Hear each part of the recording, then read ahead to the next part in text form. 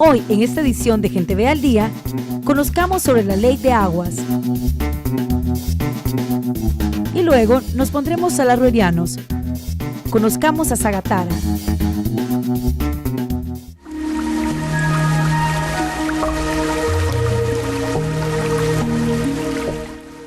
El Foro del Agua es una de las organizaciones que ha presentado un anteproyecto de Ley General de Aguas a la Asamblea Legislativa. Un análisis que lleva 2 años en la Comisión de Medio Ambiente y Cambio Climático, donde su estudio ha experimentado diversos tropiezos. El más reciente giro fue en la sesión de la semana pasada, donde los diputados de derecha, Arena, Gana y Concertación Nacional votaron para crear una autónoma para administrar el recurso hídrico. Esa junta estaría integrada por 7 miembros, 5 de ellos representantes de la empresa privada y solo 2 del gobierno. Decisión que ha provocado diversas reacciones, principalmente en contra, pues se considera la antesala de la privatización del servicio. Abordar el tema del agua debe ser una preocupación de todos, de toda la población, tanto comunidades rurales como de las ciudades. Porque recordemos que por el hecho de que no existe una normativa que garantice el derecho humano al recurso, el día de mañana puede prevalecer más que una empresa envase más el agua, por decir algo, y el día de mañana nos toque que estar comprando incluso garrafones para bañarnos, para lavar ropa. Esto es preocupante. El artículo en mención, si se aprobase, traería graves consecuencias al país.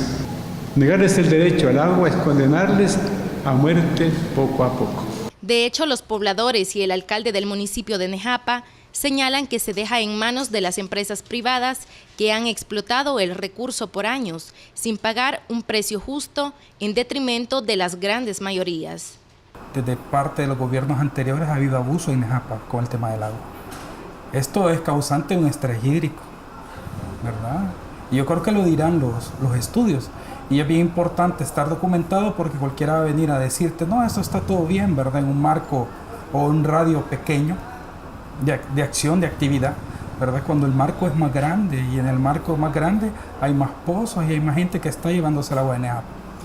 Nosotros pues por años hemos estado en la lucha pidiendo, ¿verdad?, a las autoridades competentes que no se les otorguen permisos a estas grandes empresas que lo que hacen es venir al municipio a explotar los poquitos recursos que todavía tenemos. De 190 artículos que contiene el anteproyecto de ley, han sido discutidos 92, pero con la última decisión de la Comisión de Medio Ambiente y Cambio Climático de la Asamblea Legislativa de cambiar el artículo 10, que ya había sido analizado y votado por todos los partidos políticos, ahora se da otro retroceso que pone más obstáculos a la normativa jurídica y con ellos que se siga usando el recurso sin mayor control.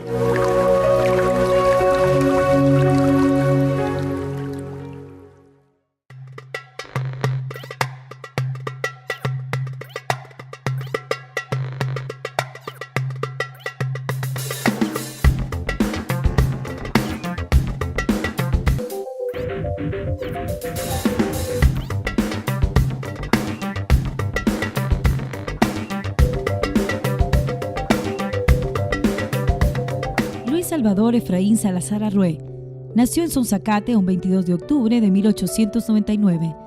Salarrué fue uno de los artistas más completos de nuestro país.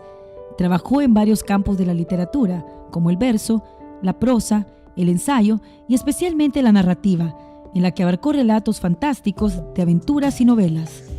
En El Salvador se le considera el narrador más importante entre los escritores de nuestro país, así como uno de los precursores de la nueva narrativa latinoamericana, además de cultivar las artes plásticas.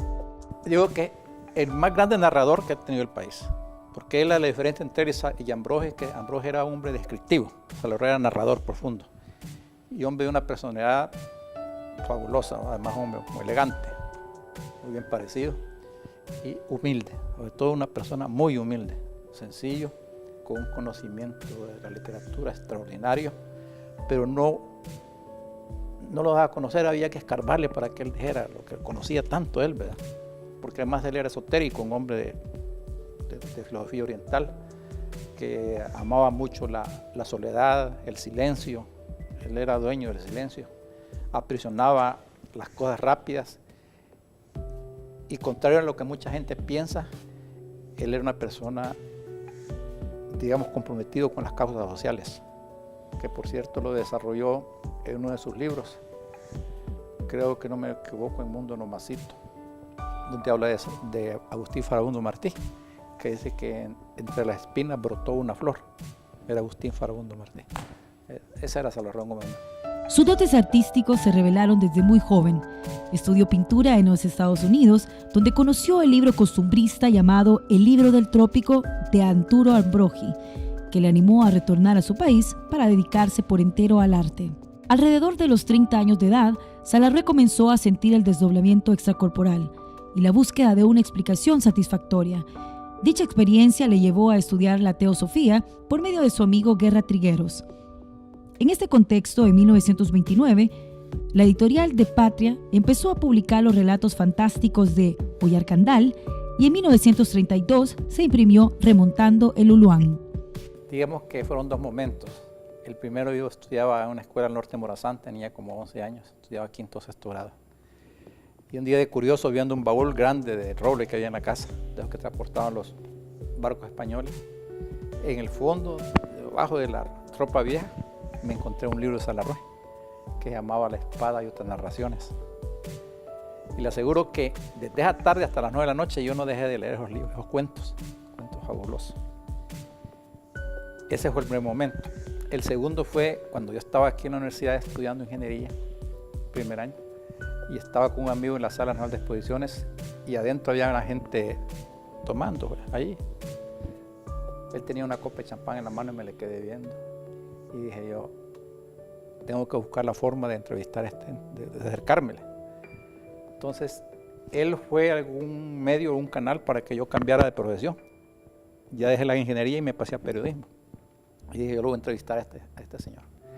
Y cabal, después ya trabajando en Diario El Mundo, digamos, le estoy hablando de 1973, por ahí, trabajaba de reportero, me mandaron al Ministerio de Educación a entrevistarlo. Él era director de Cultura entonces. Fue una cosa fabulosa, un encuentro. Le hice la entrevista, pero yo esa misma noche escribí un artículo que fue publicado después en La Nación de Costa Rica, en el Diario de Hoy y en el Excelsior de México, que se llama Salarrué en el baúl de los recuerdos, donde yo remodelaba la forma en que lo había conocido a él. Y ya después yo visitaba a Salarrué en su casa, ahí en el Plan de Rendero, en la Villa Montserrat, y recuerdo que un domingo que llegué en la mañana, que le llevaba unos chocolates, me dijo, ¿sabes quién estuvo ayer aquí visitando? No, Leo, Ítalo, no. Pedro Chofra Arriba, no. Y empecé a mencionar el nombre. Fue Napoleón Vidal Altamirano, el diario de hoy, me trajo este artículo que tú me escribiste, muchas gracias, qué precioso artículo. Eso fue de que viniera de él un agradecimiento, un reconocimiento. Eso, digamos, fue así los dos momentos que yo concejal a Salarrué. La idea de trabajar en los cuentos de Salarrué fue un proyecto que inició por un interés personal originalmente. Me encantaban los cuentos, los había leído varias veces y pensé que era un material perfecto para pasarlos a dibujos animados. Básicamente entró ahí un contacto con el Museo de la Palabra La Imagen, que acababan de recibir el legado de Salarrué y decidieron apoyar el proyecto.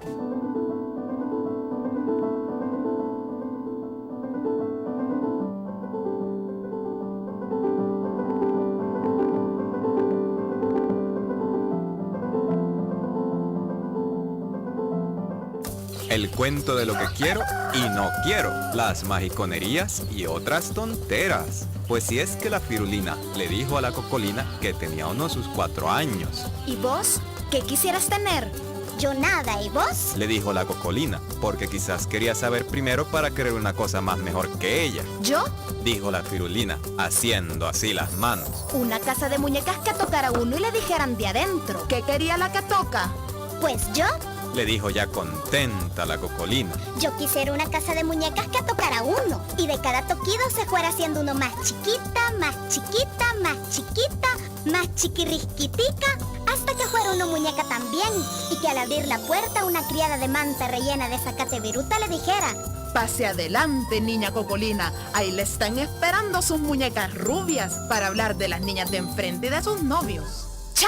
Le dijo con desprecio la firulina. Vos solo cosas que no pueden ser decís. Decí que quisieras, pero que fuera verdad que se pudiera hacer. Ah, pues entonces, Dijo la cocolina. yo quisiera una alcancía que se le echara un centavo, y después otro, y después otro. Y cuando le hubiera echado uno como 150 veces, la abriera y ¡tas! Hubieran 12 reales adentro. ¡Tonta! Dijo la firulina. Te digo que no querrás cosas mágicas. Si eso no es mágico, ¿cómo no? Dijo ya bien brava la firulina. ¿Cómo no va a ser magiconería que eches centavos si te salgan reales? Entonces, más magiconería es estar queriendo tener y que ni tiene uno nada.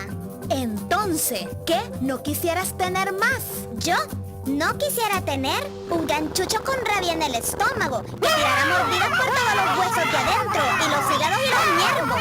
Esos son los que tienen hambre. Dijo la firulina. Yo no quisiera tener una bola de jabón en el galillo para que cada vez que bostezara me salieran bombas redondas. Eso es tener huehuecho. ¡Tonta! Le dijo ya bien brava la firulina. Yo digo bombas de vidrito de espuma con aire adentro y colores que van volando. Pues aunque sea. Dijo la cocolina. Porque siempre es tontera. ¿Cómo se va a andar bostezando con tamaña bola de jabón en el galillo? ¿Crees que no te ahogabas ligerito con lo amargo y que además arde en la carne viva? Bueno, pues. Dijo la firulina. Entonces, ¿qué quisieras y no quisieras tener?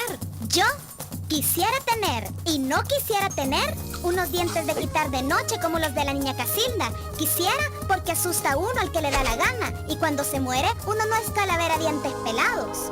Y no quisiera porque soy miedosa en lo oscuro y no me iba a gustar que se estuvieran riendo conmigo toda la noche dentro de un vaso. Yo Le dijo la firulina. quisiera y no quisiera tener una lamparita en el jundío como las luciérnagas. Quisiera porque me sacarían en carroza de culumbrón y además no necesitaría candela para ir al común y las cucas se espantaban y no me mordían. Y no quisiera porque cuando mi papá me diera pan se iba a quemar la mano. Y también porque en el cine se iban a enojar las gentes, se iban a gritar que se caiga el jundío, esa muchachita de adelante que no deja ver bien. Y se tiraron 4 carcajadas y un reempujón cada una y de ahí salieron corriendo agarradas de la mano haciendo así y se acabuche. Muestra del costumbrismo salarrueriano es una de sus obras cumbres, Cuentos de Barro, cuya edición definitiva fue en 1934, una de las mejores ediciones que se han publicado. Esta hermosa edición ilustrada con grabados de José Mejía, pintor que compartía su interés por expresar artísticamente la identidad nacional. Salarrué en Cuentos de Barro no solo lleva hasta nuevas fronteras la síntesis entre la norma literaria culta y el habla popular, sino que plantea una manera novedosa de narrar, de contar, de configurar artísticamente la realidad campesina salvadoreña. Si uno lee los Cuentos de Barro o Cuentos de Cipotes, ve cómo aprisiona el alma de los niños, el alma de los salvadoreños, del pescador, del trabajador de la tierra, ¿verdad? De Juan Pachaca, por ejemplo. Y de los niños uno lee el cuento de Cipote, el circo, es como hablan los cipotes salvadoreños, cuando hay un circo en un pueblo. Entonces yo digo que lo fuerte de él es describir la naturaleza y el alma del salvadoreño, meterse al fondo del sentimiento de los salvadoreños y describirlo o narrarlo con una naturalidad que solo puede hacer un hombre grande como él.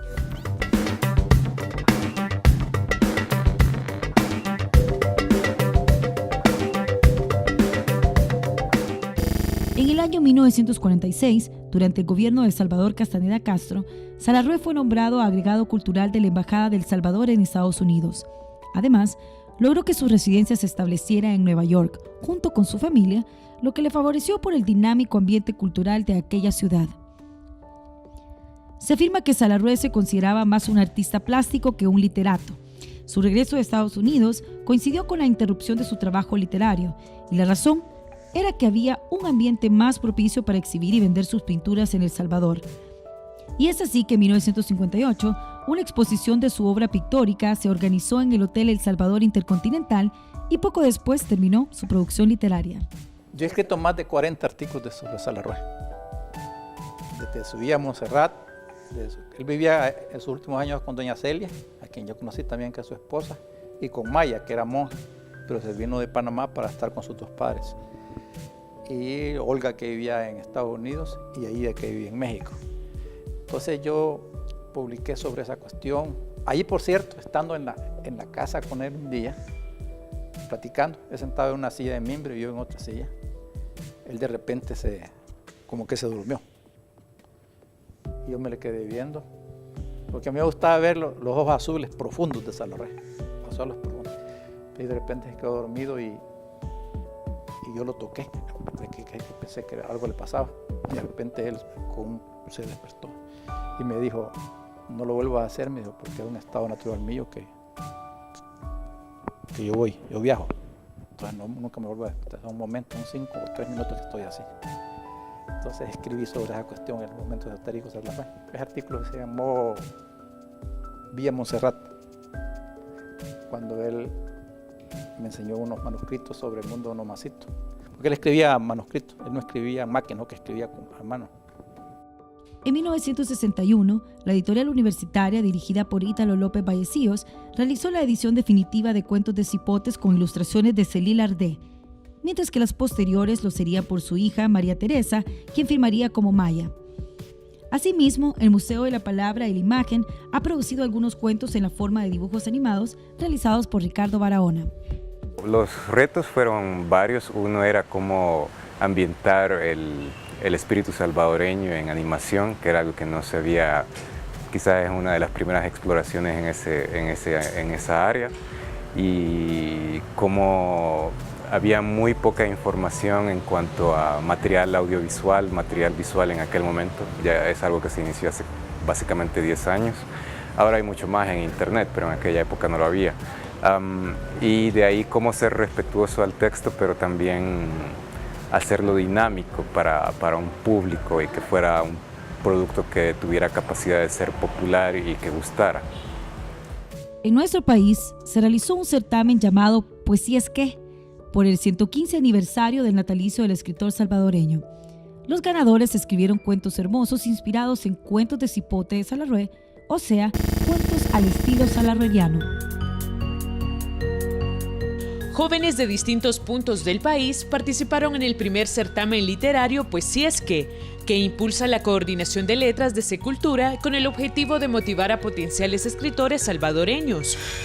A través de Facebook lanzamos como Coordinación de Letras de la Dirección Nacional de Artes, lanzamos este certamen para chicos entre 15 y 18 años que todavía están en bachillerato.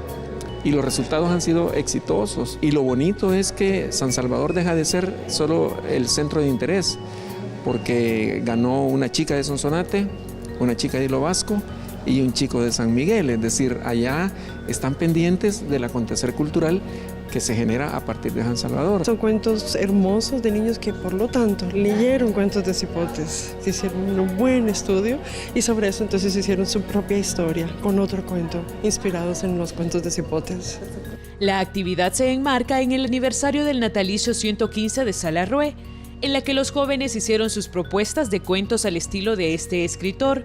Es también una forma de descentralizar las iniciativas artísticas culturales para que salvadoreños de diferentes departamentos también puedan participar en estas iniciativas.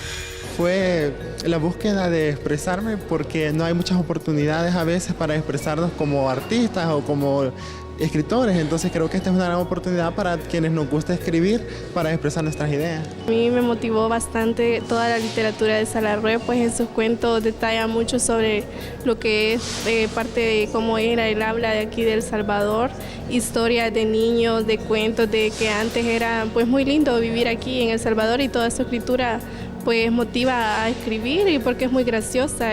Mi cuento se llama Los chimbolos, las bichitas greñudas y otras tonterías. Y se trata de unos niños que van al río y meten un montón de chimbolitos en un cántaro, y entonces uno de los papás de la niña se toma los animalitos y no se da cuenta. Entonces ellas se van y el papá las va a buscar bien enojados. Los cuentos premiados fueron Los chimbolos, las bichitas greñudas y otras tonterías de la sonsonateca Daniela Chávez, de 17 años.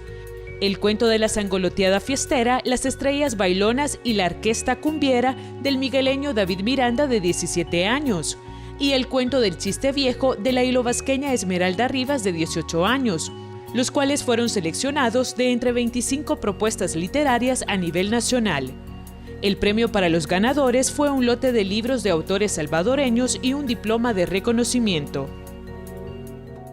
El trabajo de Salarrué no pasó desapercibido en América Latina. Se encuentran cartas intercambiadas y dedicatorias de libros con personajes de la talla de Juan Rulfo, Claribel Alegría, Miguel Ángel Asturias, Rogelio Sinán, Mario Monteforte Toledo y Roque Dalton, quien le envió en 1970 el poema Larga vida o buena muerte para Salarrué, quien lloró de alegría al recibir este poema el día de su cumpleaños. En ese año 2014 se le hizo un homenaje en el día de su natalicio. En 1974 fallecieron su esposa Celi y su amiga Claudia Lars, ambas de cáncer.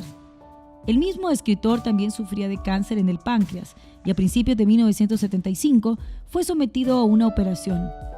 Sin embargo, no quiso enfrentar el padecimiento y aceptaba con serenidad esos últimos meses de vida. Un día 27 de noviembre murió nuestro Sagatara.